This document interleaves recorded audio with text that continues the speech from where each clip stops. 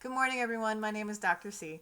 My goal today is to be able to talk about a topic that seems to be causing an awful lot of concern for many of my students, the use, not just the definition, of an annotated bibliography. So today we want to be able to look at a blog post that I posted a couple of weeks ago at the idea of a definition and a source of using annotated bibliographers as a strategy to work smarter, not harder, to move more quickly through the doctoral process, particularly when you're doing research, ideally for the literature review. So the idea is an annotated bibliography is simply a summary.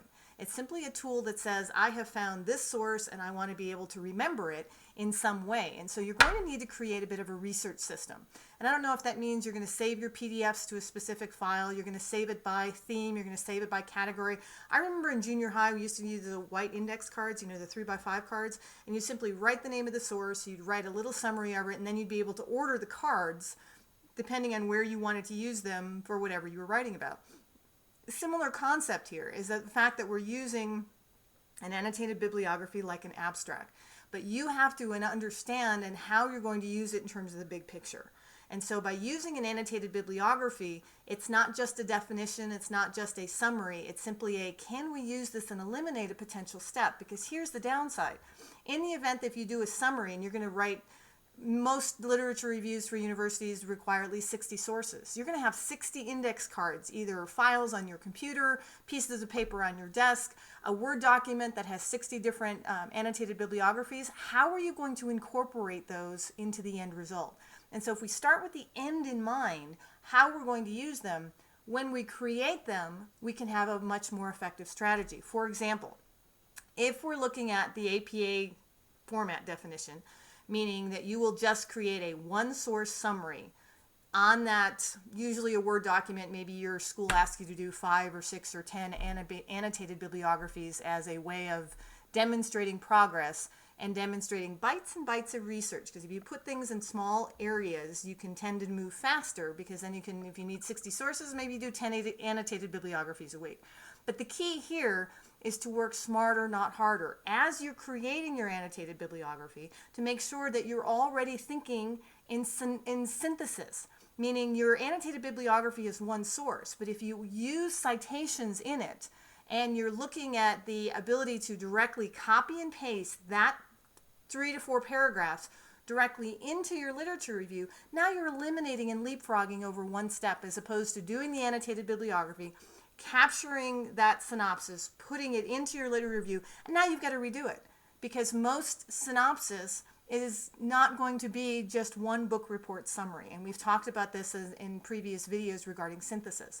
The idea is to be able to use one step and do multiple strategies with it. In this case, the technique is not written as a strategy in the APA manual. You're going to be able to see an example in the first part of the book in terms of what an annotated or what references look like, but I'm suggesting to take it one step further, to eliminate additional work that you're going to have to do by being able to create a system for those annotated bibliographies, so that you're using APA citation as you create them, so you can copy and paste them directly into your literature review without having as much rework as you may do if you're only following the directions, which are use an annotated bibliography, here's the reference, here's the summary, and now you're using terms without citation, you're using things like the researchers, the authors, all kinds of other things you're going to have to take out. So what I'm suggesting is an efficiency strategy. Do something once as you're creating the annotated bibliography with the intent of being able to use citations in the annotated bibliography, so that the idea is you can just copy and paste it, put it in your lit review, put it in your doc study, and eliminate additional rework. So again, if you look at the blog that I have, remember the technique that I use is, if you prefer to have the videos, you can watch me in all my glory, or you can use the show and tell, which is the blog, and that's dissertationpublishing.com. And so you'll see an annotated bibliography that actually has an example from, let's see, when was this posted? This was posted on February 18th.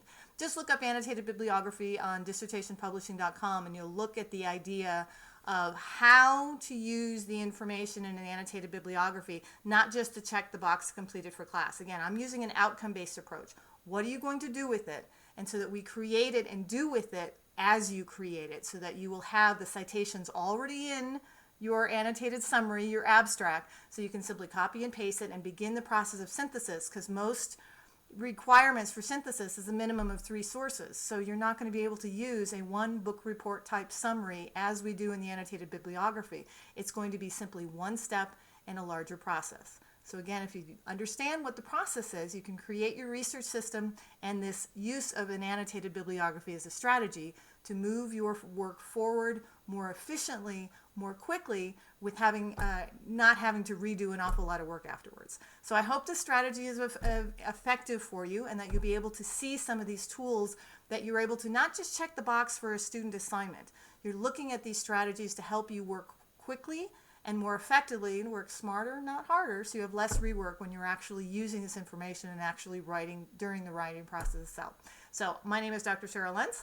I hope our talk about the annotated bibliography as a strategy to move forward in your doc study faster is helpful to you. Check out all of the other videos that we have as part of this series, and as part of my blog, youtube.com, Dr. Cheryl Lentz, or dissertationpublishing.com. We look forward to working with you. Please let me know I can help. Bye now.